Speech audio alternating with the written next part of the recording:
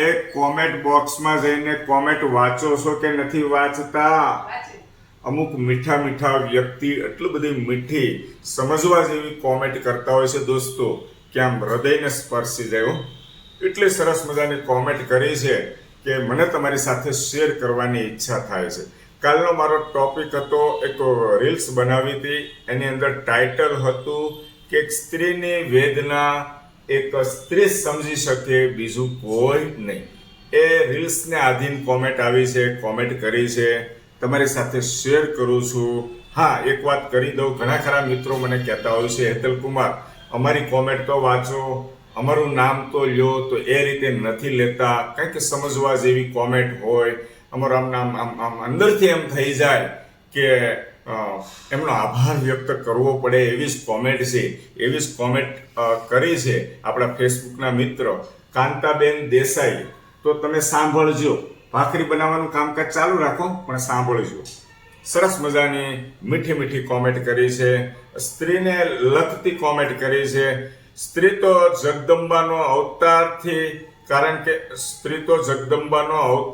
કારણ કે સવારમાં ઉઠે ત્યાંથી સૂવે ત્યાં સુધી પોતાના પતિનું ધ્યાન, સાસુ સસરાનું ધ્યાન, સંતાનોનું ધ્યાન, વ્યવહારિક ધ્યાન, ઘણું જ બધું ધ્યાન આપે છે. અને મારા બેન બંને દેરાણી જેઠાણીનો સ્વભાવ સરળ અને સરસ હશે. મહેમાનો આવે ત્યારે બરાબર રીતે આમ સાચવી લે છે.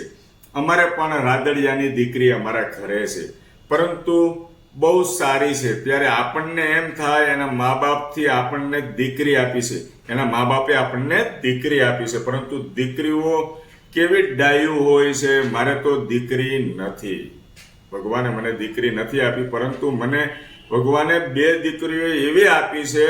બંને વહુ કેવી સરસ મજાની છે. આપણે કહીએ ને પણ નહીં, પારકી દીકરી સારી હોય છે, બહુ સારી હોય છે. આપણું તરલનું ધ્યાન રાખે છે. જે રસોઈ પણ જાતની રસોઈ બનાવે છે. આપણને જે ઈચ્છા હોય તે બનાવી આપે છે. પતિને ઈચ્છા હોય એને એ બનાવી આપે છે. સંતાનોના ડબ્બા સાચવવા, સ્કૂલે મોકલવા, આ બધું જ કામ કરે તો શું કહેવાય.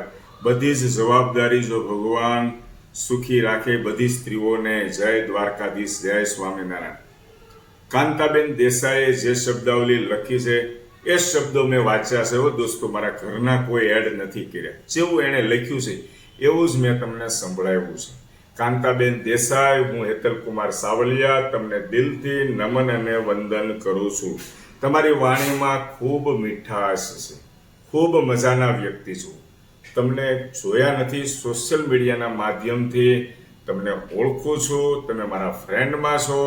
મોટા ભાગના વિડીયોની અંદર તમે કોમેન્ટ કરો છો, પણ તમારો સ્વભાવ તમારી વાણી ઉપરથી ખબર પડે છે.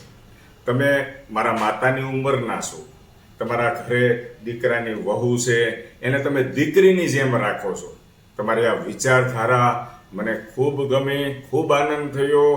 તમારી કોમેન્ટથી અમે ઘણું બધું શીખીએ છીએ, સમજીએ છીએ, 5 લોકો સુધી મેસેજ શેર કરીએ છીએ.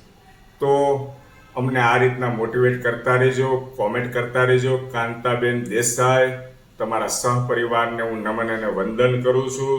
જય શ્રી કૃષ્ણ, જય સ્વામિનારાયણ.